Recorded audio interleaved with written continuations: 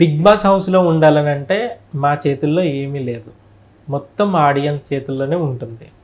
Audience ఎవరికైతే ఓట్లు వేస్తారో వాళ్ళే హౌస్లో ఉంటారు. మిగిలిన వాళ్ళు ఎలిమినేట్ అయిపోతారు.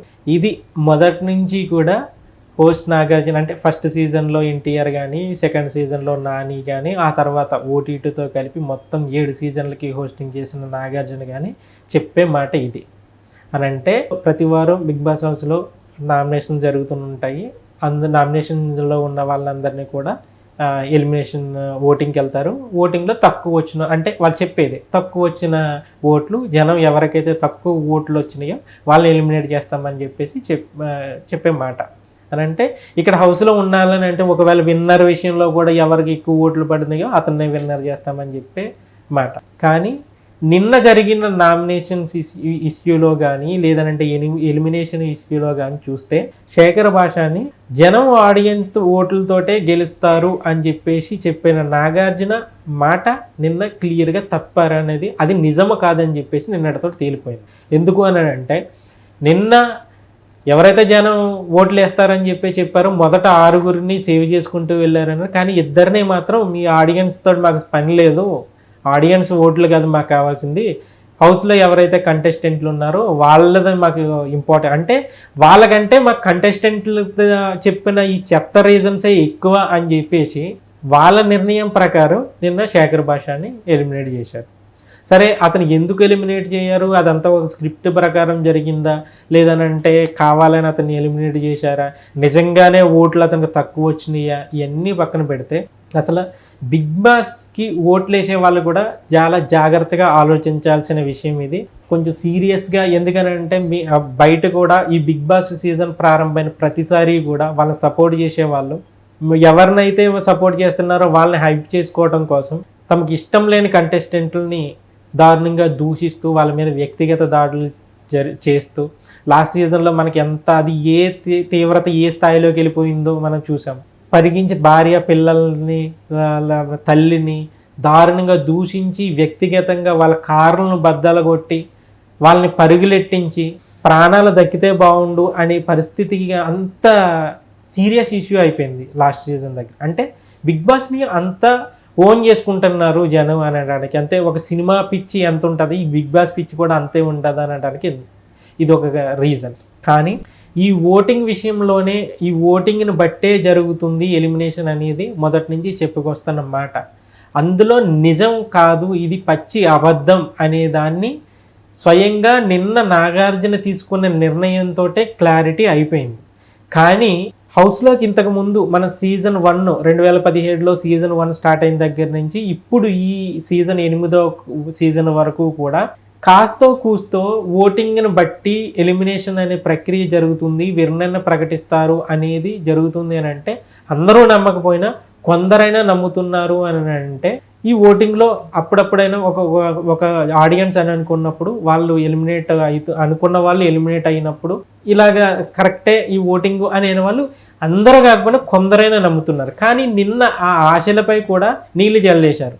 అది ఎలా అని అంటే నిన్న తీసుకున్న ఒక్క నిర్ణయం అనేది కాదు, మనకి నిన్న క్లియర్గా వాళ్ళు చెప్పింది ఏంటని అంటే 6గురిని మాత్రమే మేము ఆడియన్స్ ఓటింగ్ లెక్కల్లోకి తీసుకుంటున్నాము, మిగతా వాళ్ళందరినీ కూడా ఇద్దరిని కూడా హౌస్లో ఉన్న కంటెస్టెంట్లు ఎవరిని పొమ్మంటే వాళ్ళు ఉంటారు, ఎవరిని రమ్మంటే వాళ్ళు ఉంటారు అని చెప్పేసి పెట్టారు. అలాగే శేఖర్ భాషను బయటికి పంపించేశారు, ఆదిత్య ఓంని హౌస్లో ఉంచారు. అప్పటి వరకు అసలు ఆదిత్య ఓం ఏం ఆడట్లేదు ఏం చేయట్లేదు అని అన్న వాళ్ళని మొత్తం హౌస్లో 11 మంది అంటే అక్కడ ఇద్దరు ఒకరు మొత్తం 14 మందిలో బేబాక్ మొదటి వారం ఎలిమినేట్ అయిపోతే ఇంకా 13 మంది ఉన్నారు. 13 మందిలోనే వీళ్ళిద్దరు నామినేషన్లో శేఖర్ భాషని తర్వాత ఆదిత్య ఓం ఉంటే వాళ్ళిద్దరు మినహాయిస్తే మిగిలిన ఈ 11 మంది కూడా శేఖర్ భాష ఉండే అర్హత లేదన్నట్టుగానే దండేసేసి అతన్ని పంపించేశారు.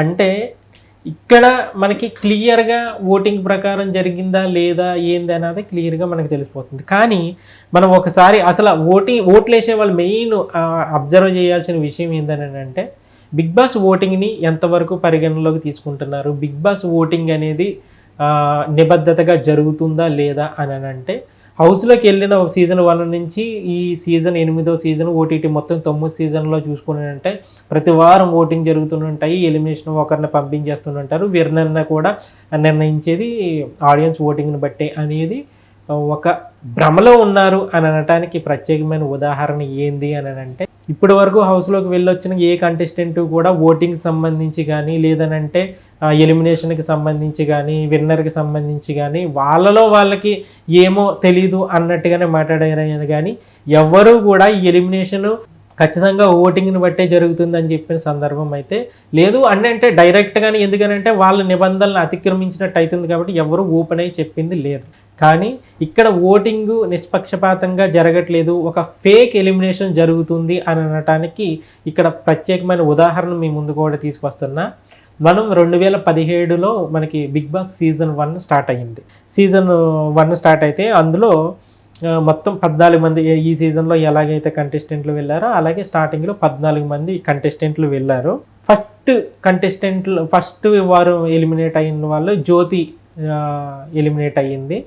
ఆ తర్వాత రెండోదిగా సంపూర్ణేష్ బాబు ఎలిమినేట్ అయ్యారు. మూడోది సింగర్ మధుప్రియ ఎలిమినేట్ అయ్యింది 3వ వారంలో. ఆ తర్వాత 4వ వారంలో సమీర్ ఎలిమినేట్ అయ్యారు. సమీర్ ఎలిమినేట్ అయిన తర్వాత స్టేజ్ మీదకి వచ్చారు.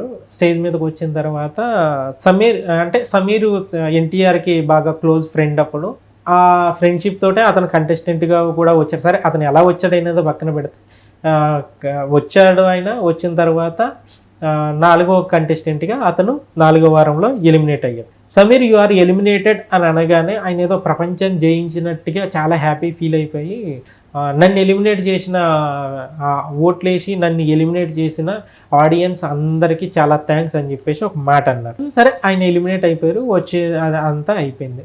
ఆ తర్వాత ఫస్ట్ సీజన్లో మనకి శివబాలాజీ విన్నర్ అయ్యారు. ఆ సీజన్ కూడా చాలా అన్ని సీజన్ల కంటే భిన్నంగా ఒక సెలబ్రిటీ షో అంటే ఎలా జరగాలో అలా జరిగింది. ఎంటర్టైన్మెంట్ పరంగా కానీ లేదంటే ఎన్టీఆర్ హోస్టింగ్ కానీ అంటే బిగ్ బాస్ ఇప్పుడు వరకు మనం ఈ 9 సీజన్లు మనం 8 సీజన్లో చూస్తున్నాము అని అంటే మెయిన్ ఏంటంటే మెయిన్ బేస్ పిల్లర్ అని అంటాం కదా, అంత మెయిన్ బేస్ ఏంటంటే ఫస్ట్ సీజన్ కాబట్టి అది బలంగానే పడింది కాబట్టి ఇప్పటి వరకు మనం బిగ్ బాస్ని చూస్తూ ఉన్నాం. ఆ సీజన్లో సరే నెక్స్ట్ ఈ సమీర్ విషయానికి వస్తే అతను ఎలిమినేట్ అయిపోయిన తర్వాత అతను అలాగన్నాడు, నాకు ఓట్లేసి ఓడించిన అన్నట్టుగా ఆ మీనింగ్ వచ్చేలా ఆయన మాట్లాడారు. ఆయన ఎలిమినేట్ అయినందుకు చాలా సంబరపడిపోయి ఎలిమినేట్ అయిపోయారు. యాక్చువల్గా ఎలిమినేట్ అయితే ఎవరైనా బాధపడుతుంటారు, ఆయన మాత్రం చాలా సంతోషపడి ఎలిమినేట్ అయ్యారు. అని అంటే ఆ వారంలో ఏంటంటే అక్కడ మనకి చూపించింది ఆయనకి తక్కువ ఓట్లు వచ్చినాయి కాబట్టి ఎలిమినేట్ అయ్యారు అని చెప్పి. కానీ వాస్తవం ఏంటంటే సీన్ కట్ చేసిన తర్వాత 6 ఏళ్ల తర్వాత ఆయన బిగ్ బాస్ గురించి మాట్లాడుతూ ఒక మాట అన్నారు. నేను బిగ్ బాస్ హౌస్లో కొన్నాళ్ళు ఉందామనే వెళ్ళాను, అయితే నేను బయటకు రావడానికి వేరే రీజన్స్ ఉన్నాయి, ఇది బయటకు చెప్పకూడదు, పర్సనల్ ప్రాబ్లం కాదు, ప్రొఫెషనల్ ప్రాబ్లం లాంటిదన్నమాట. నేను బిగ్ బాస్ హౌస్ నుంచి బయటకు వచ్చానంటే చాలామంది షాక్ అయ్యారు, నన్ను ఎలా బయటకు పంపేశారని చాలామంది అడిగారు. ఏం చేస్తాం, మీరంతా ఓట్లు వేయలేదు కదా అని అనేవాడిని అనేసి ఆయన నవ్వారు. ఆ తర్వాత ఓట్లు వేయలేదనేది అబద్ధం ఆయన చెప్పిన మాట. సీజన్ ఫస్ట్ కంటెస్టెంట్ 4వ వారంలో ఎలిమినేట్ అయిన కంటెస్టెంట్ చెప్పిన మాట ఏంటంటే బిగ్ బాస్ హౌస్కి నేను కొన్నాళ్ళు ఉందామని వెళ్ళాను, అయితే బయటకు రావడానికి వేరే రీజన్స్ ఉన్నాయి, అది పర్సనల్ ప్రాబ్లం కాదు, ప్రొఫెషనల్ ప్రాబ్లం, ఓట్లు వేయలేదనేది అబద్ధం. కానీ అక్కడ మనకి ఏంది నిజమని చూపించారు, ఓట్లు వేసిందే జనం, ఓట్లు తక్కువ వేశారు కాబట్టి అని అంటే అక్కడ ఏందని అక్కడ అంటే ఓట్లు వేసిన జనాల్ని తప్పు పడుతున్నారు. అక్కడ మీరు ఓట్లు వేయలేదు కాబట్టి అతను ఎలిమినేట్ అయిపోయాడు అని చెప్పేసి మనకి చూపించారు. అంటే జనం ఓట్లు వేయలేదు అని చెప్పేసి అక్కడ ఒక నింద జనానికి వేసి పడింది. కానీ అక్కడ ఏమైంది, అతను పర్సనల్ రీజన్స్ తోటి వచ్చేసాడు, ప్రొఫెషనల్ రీజన్ తోటి వచ్చేసాడు, లేదనంటే అతను జనం ఓట్లు వేయలేదు అనేది అబద్ధం కాదని వెళ్ళిన కంటెస్టెంటే ఆ రీజన్ ఏంది, ఎలా ఎలిమినేట్ అయ్యాను అని చెప్పేసి ఆయన చెప్పలేదు. కానీ క్లియర్గా నేను ఆ రోజు ఓటింగ్ ప్రకారం అంటే మొత్తం ఇదంతా దాన్ని బట్టి చూస్తే ఓటింగ్ ప్రకారం కాదరయ్యా నేను ఎలిమినేట్ అయ్యింది, వేరే రీజన్ ఉన్నది అని చెప్పేసి క్లియర్గా ఆయన చెప్పాడు. అని అంటే బ్యాక్ ఎండ్లో ఒక కారణం ఉంటుంది ఎలిమినేషన్కి అనటానికి ఇదొక ప్రత్యేక ఉదాహరణ. సేమ్ ఇప్పుడు దాని గురించి ఎందుకు చెప్పుకోవాల్సి వస్తుంది అని అంటే శేఖర్ భాష ఎలిమినేషన్ గురించి. అతనికి ఈ ఎలిమినేషన్కి పలానా రీజన్ ఉన్నది, ఆయనకి బాగు పుట్టింది, వాళ్ళ భార్య హాస్పిటల్లో ఉన్నది కాబట్టి ఆ కారణంతో అతన్ని ఇక్కడ పంపించేస్తున్నామని చెప్పుకుంటే గౌరవంగా ఉండేది.